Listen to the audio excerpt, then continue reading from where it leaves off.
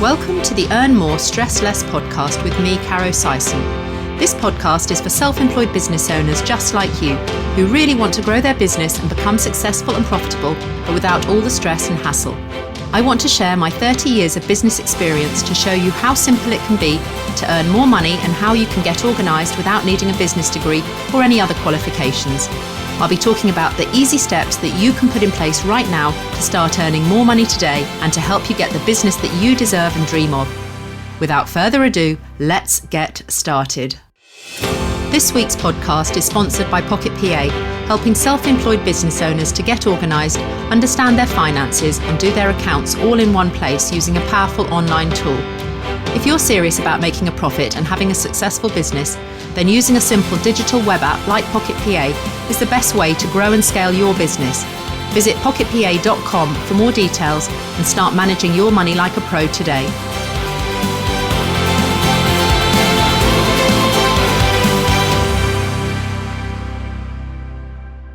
Hello and welcome to the Earn More, Stress Less podcast with me, Kerry Beavis. Thanks for joining me today. This week, my guest is Kerry Beavis, also known as the Abundant Therapist. What a great name. Kerry is a beautiful soul and she helps small business owners in the beauty sector to smash it out of the park and manage and grow their businesses to become profitable on their terms. And I think that's what we all dream of, really, isn't it? So Kerry's going to share with us her own squiggly line journey into becoming self-employed. And I know she began right at the bottom and she's worked her way up, and she was actually crowned Beauty Therapist of the Year back in 2016. I think that's amazing. As a side note, I've had my nails done. I wanted to impress you, Kerry. Pressure. I'm excited to hear her journey, and I just have her explain how she now helps and mentors other small business owners to shine their light. So Kerry, hello, welcome. Thanks for joining us today. Thank you. Thank you for asking me. It's a pleasure. I'm like, oh, it's exciting. Lovely to have you here. So it would be great to hear your journey. I know you are predominantly in the beauty sector, but I think that there are lots of parallels as to how people find themselves in arriving at their self-employed destination. So could you share a little bit about your backstory and tell us how you got to this point? That would be great. Of course. So I know I've always wanted to have my own empire. So it's always been the dream. So, and I have literally worked my way up. I'm a terrible employee because wherever I've worked, it's always been to have a purpose, to learn, to grow, and then keep sort of stepping up, really. So yeah, I'm a good employee, loyal, but I'm always thinking what I can learn from my own business. So I've literally started work experience cleaning the lids off dirty nail polish things, from spa to tutor to being on the floor at London Fashion Week doing nails, working at spas. I think I just said that, literally the whole caboose. And it's always been my dream. And I've even had a few attempts at starting my own businesses throughout the years without social media, without having any of that, putting things on pin boards in local companies. So I've seen it all progress and I've learned. And I've had a few flops, rented rooms, gone mobile. That flopped really because I didn't know what I was doing. I had literally no idea. And there wasn't the resources back then either at all to help you. And then when I finally got my home, I was like, this is it. I'm going to do it. I'm going to finally set up my dream. I've been dreaming about it. It was on the vision. I'm very much into vision boards, a bit woo woo. And yeah, so then I just took the plunge and started my at-home salon, and just, it grew. I learned. I sort of did a lot of failing forwards as we all do, and learn, so don't do this, don't do that, but I can do that, to grow and to have really great success with it. So I was so driven. Well, I am driven. It was just, I had to, get it out there and have my vision into fruition, really. So you'd always known that you wanted to be self-employed, and all of the things that you were doing in your employed role, you felt that you were squirreling away things that they were doing that you could then put in place when you had your own business. Yeah, exactly. I got into beauty. I was originally at university doing jewellery design, and I hated it. And beauty has this stigma. I can remember feeling really embarrassed telling my university lecturer, I'm going to go and do beauty. So I said I was going to go and do makeup artistry because I felt that had a bit more clout to it. And I didn't want to do that, but I just felt like it sort of bumped me up a bit. But I just fell in love with the beauty side, the facials, the massage. Yeah, and I've been in it ever since and love teaching it. Like I adore teaching it. I really agree that beauty does have a bad press. And I think that when kids leave school, I think there is always that, well, you could be a pilot, you could be an accountant, and never mind if you end up being a hairdresser or a beauty therapist. It's seen as the poor relation. And it's really frustrating because so many people that I know that are in the beauty sector are living their best lives. And they are definitely having the last laugh on all of those careers teachers. And they're smashing out of the park compared to a lot of people in a 9 to 5 job who are building someone else's empire and dream, and they're restricted on holidays, on all sorts of things. And beauticians are actually having the best life, dealing with amazing customers, making their clients feel great. And it's so underrated. And it does make me cross when I hear people disrespect the beauty industry, because they work incredibly hard. And these aren't people that just are not book smart or whatever. They're very savvy people, and they're very driven, they're very caring, they're very sharing, and they can earn a very good living from being in the beauty sector, as can a lot of people when they're self-employed. But I think you're also right about there's nowhere that teaches people how to be self-employed. There's no academy, there's no training, certainly nothing at school. They're busy with their GCSEs and A-level curriculums. And unfortunately, self-employment is not on the programme. So when you became self-employed, I loved it how you were saying that you've failed forwards, did lots of flops and kept you going. What are those moments when things aren't going right and things are failing that actually mean that you pick yourself up and go on? Because that's, I think, a time when a lot of people think, oh, you know what, I just can't do this. This isn't for me. What drove you on, Kerry? I've always been really connected to the bigger vision on where I want my life. And I do believe we design, we create our own lives, and what happens and the experiences. So it was never an option. I mean, I did come out of the industry for a short amount of time because I wanted to get a home. And although ironically I was earning more being a freelance tutor than I was being a project manager at Tesco's, that allowed me to get a mortgage. And then once I got my mortgage, I was like, see ya, and I started my business. So I was like, yeah, I couldn't bear it. Corporate is not for me. But I just keep connected to that vision. And I also know that nothing's permanent. So, when you're having a wobble, you've got to learn from it. I think go inwards and see what isn't working. Why aren't you aligned? Why aren't things working? Who do you need help from? Support, guidance? Who can you learn from? And just keep going. Keep that. Don't let, because there's that little meme, isn't there, of that guy digging for gold and he gives up, and then there's another guy above him that goes, I'm going to carry on, and literally 2 centimeters, there's the pot of gold. So that's keeps me going, really. You never know. You can always be so close to actually having that breakthrough. And as you say, there's nothing is permanent unless you actually decide to close up and give in. But I think it's not about chasing anything, but it's about creating and designing what you want. And this freedom-based business where you can choose your own hours, you can set your own ceiling and goals. And if you can't do it at this point, we all start at entry level. We all start with one client, with our first appointment, our first service that we're delivering. Everybody begins there. And I think it's about recognizing that there are people along the journey that are in exactly the same place, and don't compare your beginning to someone else's middle or someone else's much further on, because if you're at the beginning, that's totally where you are, and that's totally fine, because we all start at the beginning.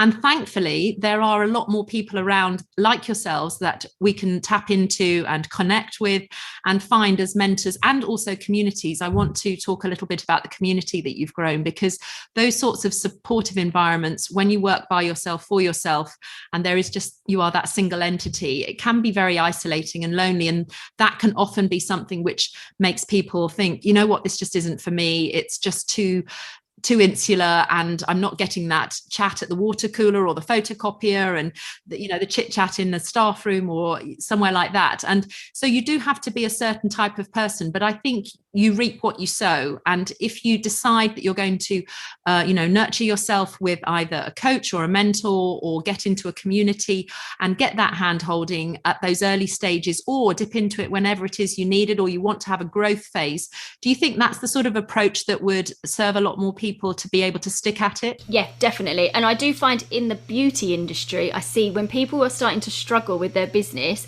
rather than, like you say, investing in a coach, a mentor, or learning about business, they go for, let's go and learn a new treatment because that will sort it all. But it doesn't, because you still haven't learned the skills on how to market, to sell, to use social media, all of that and confidence. I think a lot of it is the confidence to get yourself out with that. I see that a lot within the beauty industry. All these great ideas, all this money spent, but then the fact that you've got to go on camera or, show up and say how great you are. I think a lot have a massive block against that, but actually saying they're good at things and charging their worth as well. They all feel like, especially if you work from home or you're mobile, everyone feels that they have to knock tens of pounds off because they're mobile. But if I had a chef come to my home, I would pay premium for that. I wouldn't go, oh, he's coming to my home, I'll pay him less. It's or her. It's a premium service, so I don't understand why mobile therapists don't think like that more. It's funny because it's a reverse psychology, isn't it? And what we value ourselves and our worth. And I 100% agree about the confidence thing. And it can be a real baptism of fire and a really startling realization that you're going to have to market yourself and you're going to have to blow your own trumpet. And I know over the years, I've really struggled with that part, with self-esteem and confidence and believing in yourself. And you often need that hand holding to be able to grow into that role, and surrounding yourself with people that you can see that are doing it, and start to learn small, and don't scare the pants off yourself by thinking, right, I'm going to have to go on my stories every single day this week. Yeah. And I found that really difficult to start going in front of the camera, and I had to start using a small filter on it just to feel that I was one step removed on my stories, because it felt too exposing. And I remember when we met at the beauty show a year or two ago, and I just was in awe of you because you were going so regularly on it, and you said, oh, you'll be a pro before you know it. And I thought, gosh, she makes it look so easy. And I know you've been doing it for years and years, but I was really struggling at that point. And it definitely has got easier, and it is a practice thing. Yeah. But I think, you're absolutely right when you say people think, oh, I'll learn another skill, I'll get another qualification, and that will enable me to get more clients. But it doesn't change the intrinsic part of actually the marketing, the managing your business. And there are two very distinct parts of running your own business. Firstly, it's the making money. And secondly, it's the managing money, and whether you're working in your business or on your business. And I know that those are two phrases that you probably use when you work with your clients. Could you just share a little bit about the differences between those two things? Sort of working on and in. So, I mean, obviously working in your business is when you've got your clients, you've got them coming in and out, you're getting your money hands. But then what you're not doing at that moment is looking after tomorrow or looking after next week and thinking long term. Whereas I think when you work in your business, you're very much working day to day, and that's all you concentrate on. Where I think it's really vital that you take a step back, allow yourself a business meeting on a Monday or a financial Friday for an hour, 2 hours, every quarter. Take a day off and look at where your business is, where you want it to go, look at what you need to be doing to get yourself out there, and come up with a plan, rather than living day by day and then going, oh no, next Friday I've got no clients in and I've got no time to market myself to get that full up. What am I going to do? And it's about that plan, working on it from a bird's eye view to see where you're going.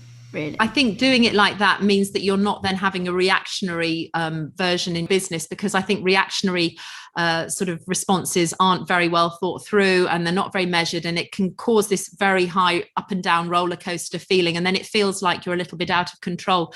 I had another guest on recently, and they talked about booking in data dates, and where they go and look at all their data, and it's not very sexy and it doesn't seem very alluring to actually go and have a data day. But what they do is they go to somewhere really lovely, they order some bubbles, and then they have a look at all their stuff and they think, right, how is it going? And they have a data day with themselves to analyze the information, because it's so important. When there is just one of you, you're the only person looking at those reports, and you're having to have that business meeting with yourself, unless you have a coach or a mentor to be able to share that information with. So you need to get into these good habits, I think, to be able to start managing your time and recognizing, oh, it's not just that I've got an afternoon off. How could I use that productively to work on my business in order to look at those non-income producing tasks which don't seem very rewarding. They're not earning you money because they're not client facing, but they're really vital as a small business owner to actually be working on your business, to do that planning. That's so true. Yeah, that's it. And like you say, you do go into that reactive, and that's when all the discounts start happening. And then people, and over the years, I've had this, I remember a lady saying to me, oh, I'll wait till you do another offer. And then I was like, okay, that's an alarm bell to never do another offer. Like, that was my lesson. Thank you. And like you say, those boring tasks, make them get excited about working out your money and doing your taxes. Because when you pay taxes, you've earned money. Like, that's a good thing, and celebrate. I've got a little bell in my office. If you've ever watched Selling Sunset, yes. You may not have. Like, they've got that massive bell, haven't they? Well, I've got a very miniature version. I love that, Kerry. So whenever anything good happens, I'm like, ring the bell. So it's just to celebrate how much you've a vibration that comes through your house. Exactly. I think that's lovely. And you're 100% right about the tax part, because if you have a big tax bill, it's usually because you've earned a lot of money. So that's a great celebration, but you don't want that tax bill to be the first time that you actually know what the situation is on your money, because that can be very alarming. And I think it's even more important why small business owners need to have that really close handle, because business and cash flow is just a game of two halves. What have I got coming in? What have I got going out? And what's left for me? And I think that's one of the really big moments in Pocket PA where we have that, where the magic happens dial, I call it, where you've got what comes in going in green, what goes out in red, and you want to just see that the red is as small as possible, the green is as big as possible, and then you've got a big healthy amount left in the middle for you.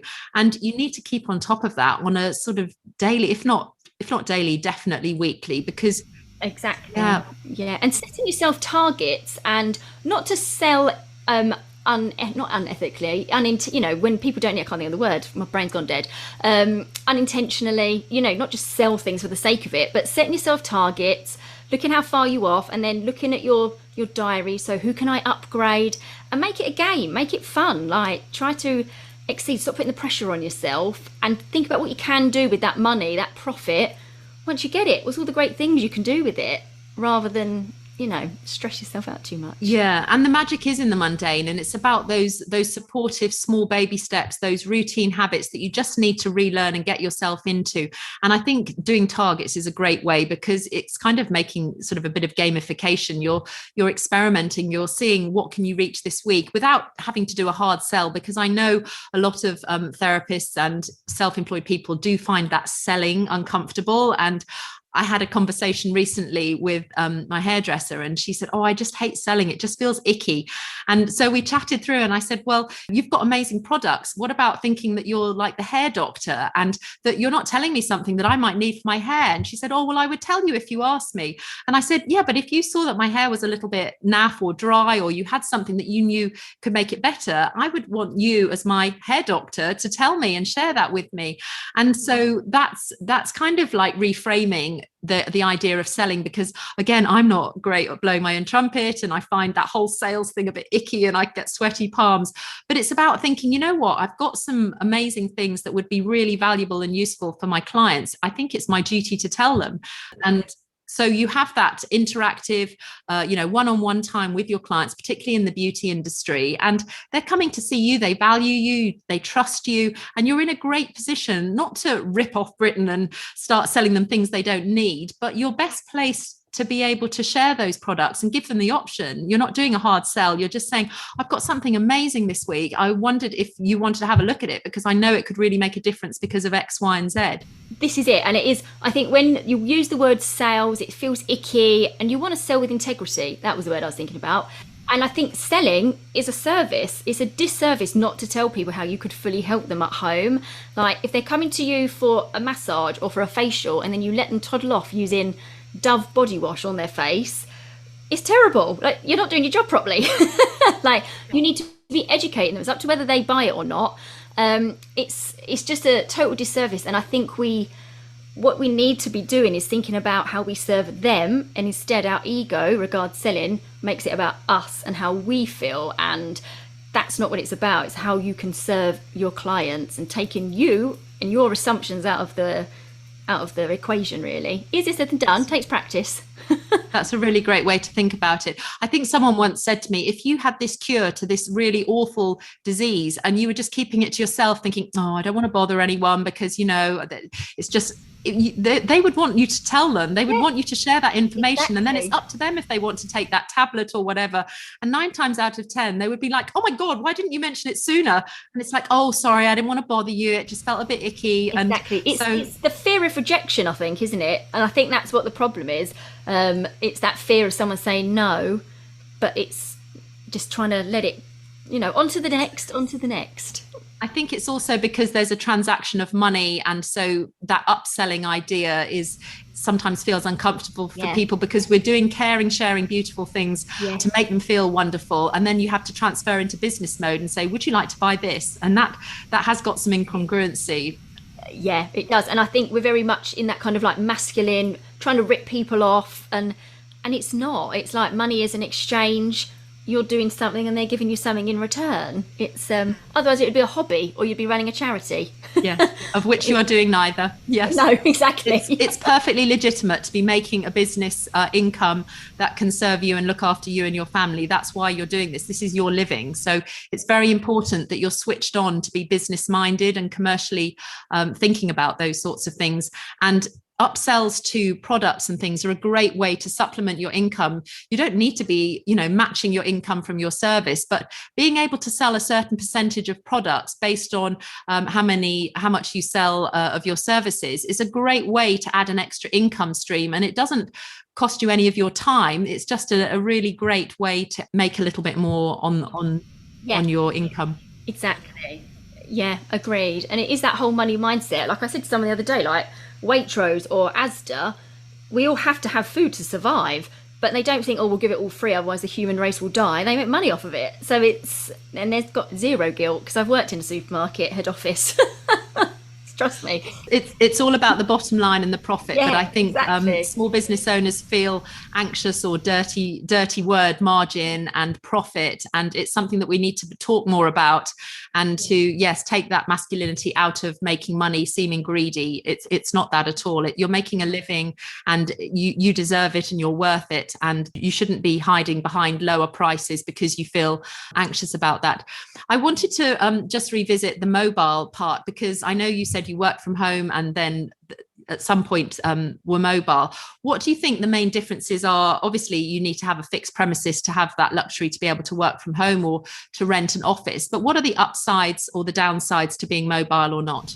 Mobile is brilliant that you can literally, the world is your oyster. Obviously, charge how far you're going, your travel, but you can go to people that are maybe not be able to come to you for whatever reason, childcare, illness, even just like social anxieties. They might not be able to get out of the house. You open yourself up to a whole wider audience. And it is, I think, quite a premium service that you are going into somebody's home so they don't have to leave. It's an amazing thing to offer. And you can run it your way. You can make a beautiful, experience for somebody in their own home, spa-like. You can do big parties, pamper parties, so you can do more than one person, which is great.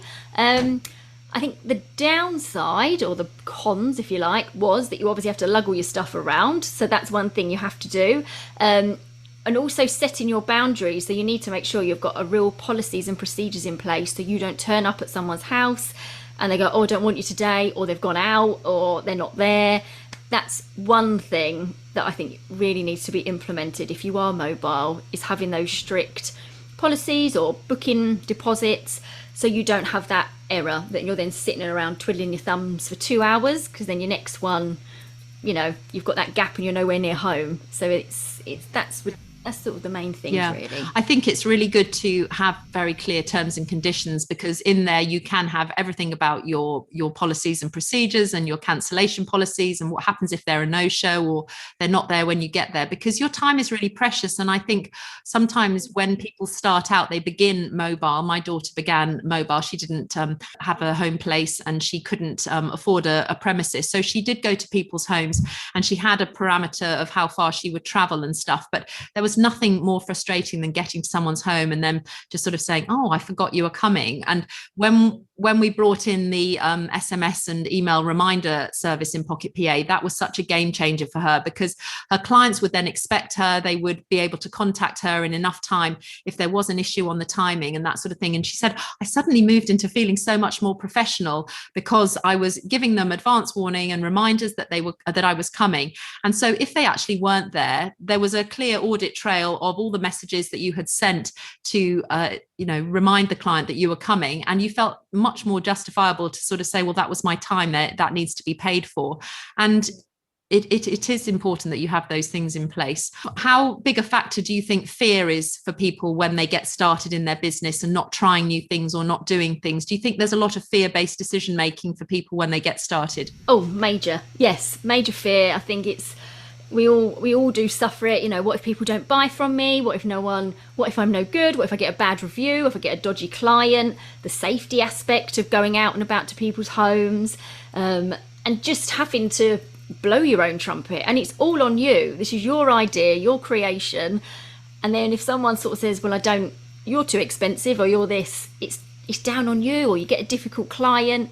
All of these things can just build up to stop you putting your boundaries in place, or stop you even starting sometimes, or putting your prices up. Fear, huge. And it's easy to take things over too personally, isn't it? To think that it's all about you, when actually it's not about you at all. It's about other people's perceptions and boundaries and lack of boundaries and taking advantage of things. But when a couple of things happen one after another, it's easy to think, oh my goodness, it's all me. I'm not cut out for it. But and that takes me nicely on to the value of having an actual community, to be able to have like-minded people doing something in a similar industry.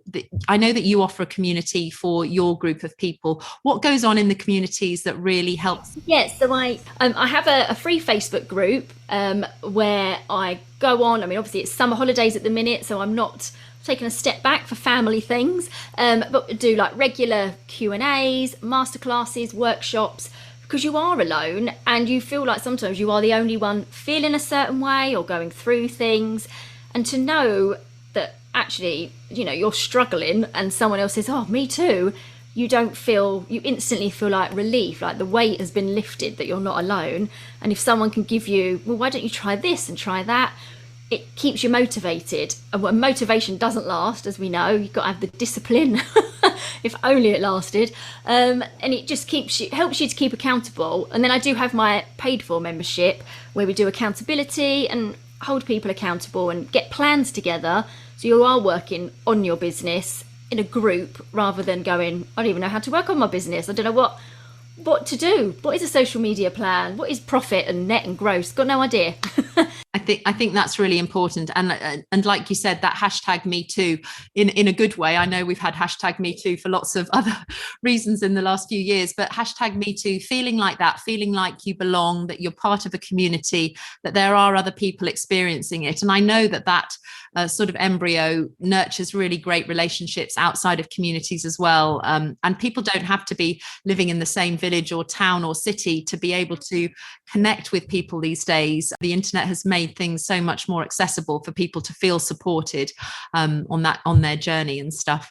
And CPD, continuous professional development, do you think that's very important for people that are working on their own? I do, yes, because things are constantly changing, and not even necessarily have to do treatment CBD or CBD, think of the oil, the way I've got it in my brain. CPD. That's it, CPD. But also the business skills, like learning how to do social media and confidence.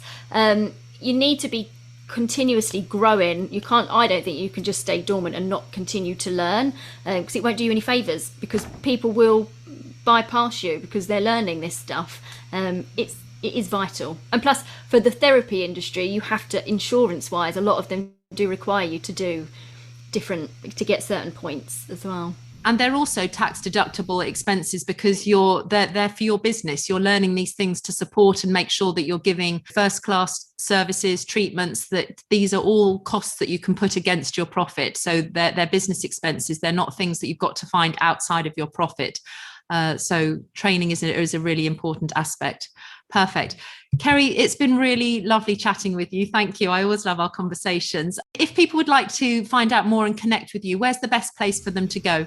You can go onto my Instagram, which is the _abundant_therapist. I've got a Facebook group. I've also got a podcast called The Abundant Therapist. You're getting a theme. And that's on Google, Apple, and Spotify. So there's different ways that you can get in touch with me. And I'm also I'm learning how to be a social media manager to help the beauty industry more with social media and how to get out there more. And how to actually use social media as well, because it's a minefield. It is. It can be like quicksand, can't it? Oh, yes. Gosh, yeah, exactly. So feel free to DM me or email me. Yes, so please, it'd be lovely to connect. I will put all of that into the show notes. Kerry, thank you so much. You are more than welcome. Thanks for listening to Kerry and I today. It's been really great to have you join us. Be sure to check out the show notes so that you can reach out to Kerry, and have a wonderful day, whatever it is you're up to. Thanks for listening to the Earn More, Stress Less podcast with me, Caro Sison. If you've enjoyed this week's episode, then do hit subscribe so we can catch up again soon. And please kindly leave a review if you've got a moment, and share with anyone else that you think this podcast could help on their self-employed journey. If you're ready to make bigger breakthroughs in your business life and want to get way more organised and understand your finances the really simple way, then start your very own 14-day free trial today using the super powerful software tool Pocket PA that I made for my own son and daughter. Go to pocketpa.com/podcast and let's get you on the way to earning more money and stressing much less. Have a great week, whatever you're doing.